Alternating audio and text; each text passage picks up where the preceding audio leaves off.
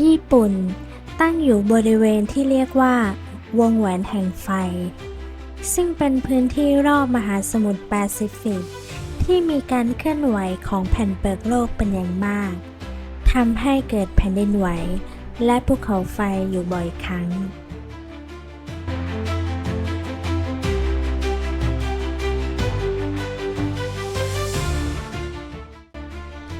บริเวณนี้มีความซับซ้อนทางธรณีวิทยามาตั้งแต่สมัยโอโลโกซีนจนถึงสมัยไมโอซีนรอยต่อแผ่นเปลือกโลกทั้งหลายบริเวณนี้มีแผ่นเปลือกโลกแปซิฟิกแผ่นเปลือกโลกยูเรเซียนและแผ่นเปลือกโลกฟิลิปปินส์มีการเคลื่อนที่และชนกันอย่างต่อเนื่องทำให้เกิดการสะสมพลังงานที่รอยต่อของแผ่นเปลือกโลกเหล่านี้เมื่อพลังงานถึงจุดสะสมจุดหนึ่งมันจะถูกปลดปล่อยออกมาในรูปแบบของแผ่นดินไหวเมื่อประมาณ 28-13 ล้านปีก่อนทะเลญี่ปุ่นสามารถแบ่งออกมาเป็นแอ่งต่างๆได้แก่แอ่งญี่ปุ่นแอ่งยามาโตะแอ่งซิชิมะพื้นบริเวณมหาสมุทรที่ขยายตัวในทะเลญี่ปุ่นจนถึงแอ่งญี่ปุ่นจะหยุดลงเมื่อสมัยไมโอซีนตอนกลางและการแผ่ขยายของก้นทะเลหยุดลงที่ขอบทวีปทางตะวันออกของทะเลญี่ปุ่นแรงอัดขนาดเล็กระหว่าง 10 ถึง 3.5 ล้านปีก่อนทำให้บริเวณเปลือกโลกดังกล่าวนั้นมีขนาดสั้นลงและตั้งแต่ 3.5 ล้านปีที่แล้วเกิดการเปลี่ยนรูปเนื่องจากแรงอัดทางฝั่งตะวันออกและตะวันตกทำให้เกิดแนวหินที่คดโค้งตามแนวขอบทวีปทางด้านตะวันออกขอบทวีปทางตะวันออกของทะเลญี่ปุ่นคือพื้นที่ที่ตั้งอยู่ระหว่างแผ่นดินใหญ่ของญี่ปุ่นและทะเลญี่ปุ่นซึ่งถือเป็นบริเวณที่มีความสำคัญในทางธรณีวิทยาอันเนื่องจากพื้นที่นี้เป็นพื้นที่แผ่นเปลือกโลกทั้งหลายเวียนมาบรรจบกันบริเวณนี้เป็นพื้นที่ตั้งของรอยเลื่อนและโครงสร้างทางธรณีวิทยาที่ซับซ้อนทำให้เกิดแผ่นดินไหวและเกิดการเคลื่อนตัวของแผ่นเปลือกโลกอยู่บ่อยครั้งแรงสั่นสะเทือนขนาดใหญ่ที่เกิดขึ้นจากแผ่นดินไหวในใต้มหาสมุทรโดยเฉพาะเมื่อมีการเคลื่อนที่ในแนวดิ่งของเปลือกโลกจากการยกตัวและจมตัวลงของทะเลทำให้เกิดการเคลื่อนที่ของน้ำในมหาสมุทรอย่างรวดเร็วและก่อให้เกิดคลื่นสึนามิคลื่นสึนามิอาจมีความสูงไม่มากเมื่ออยู่กลางมหาสมุทรแต่เมื่อคลื่นเคลื่อนตัวเข้าหาชายฝั่งความสูงจะเพิ่มขึ้นอย่างรวดเร็วและทำให้เกิดความเสียหายมากต่อพื้นที่ชายฝั่ง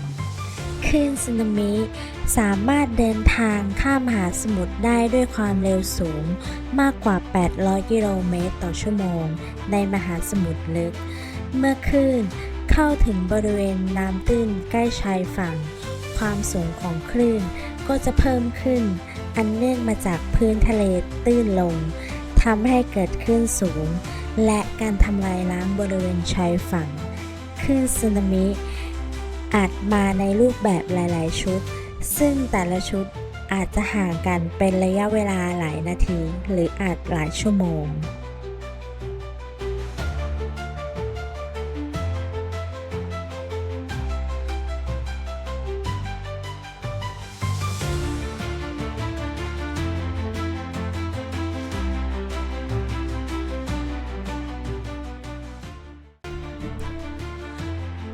มหาแผ่นดินไหวในญี่ปุ่นเมื่อเหตุการณ์แผ่นดินไหว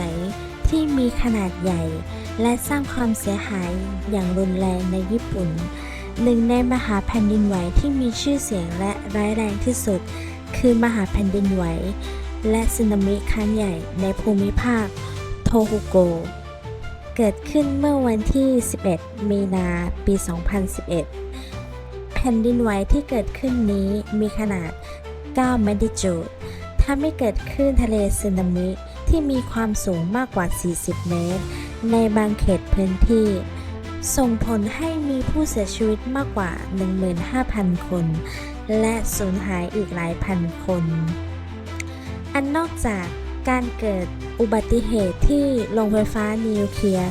ฟุกุชิมะทำให้เกิดการรั่วไหลของสารเคมีกัมมันตภาพรังสี และส่งผลกระทบกับทางเศรษฐกิจที่ยาวนานต่อเนื่องในญี่ปุ่น ปัจจุบันญี่ปุ่นเกิดแผ่นดินไหวอย่างต่อเนื่อง และเริ่มต้นด้วยปี 2024 เมื่อวันที่ 1 มกราคม ประเทศญี่ปุ่นที่เกิดแผ่นดินไหวขนาด 7.6 แมกนิจูดบริเวณคาบสมุทรนาโตะทำให้พื้นที่บริเวณชายฝั่งบางส่วนเกิดการยกตัวสูงขึ้นอย่างมีนัยสำคัญ โดยบริเวณชายฝั่งได้ขยับออกไปมากถึง 250 เมตร นอกจากนี้ยังเกิดขึ้นสึนามิและส่งผลให้เกิดความเสียหายต่อโครงสร้างเมือง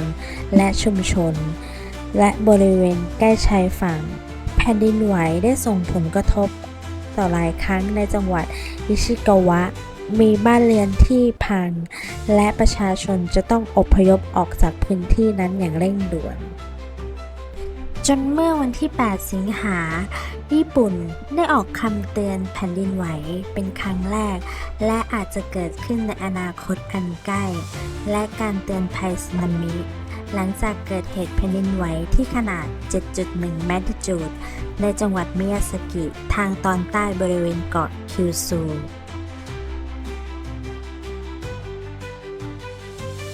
บริเวณนี้ผู้เชี่ยวชาญจะต้องเฝ้าระวังเป็นพิเศษอันเนื่องมาจากจุดศูนย์กลางของแผ่นดินไหวบริเวณขอบแนวร่องลึกนานไกเป็นบริเวณที่เกิดแผ่นดินไหวครั้งก่อนๆและฆ่าชีวิตผู้คนหลายหมื่น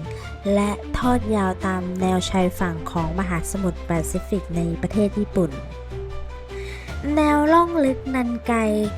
เป็นบริเวณล่องลึกใต้น้ำทะเลที่อยู่ทางตอนใต้ของเกาะนันไกโด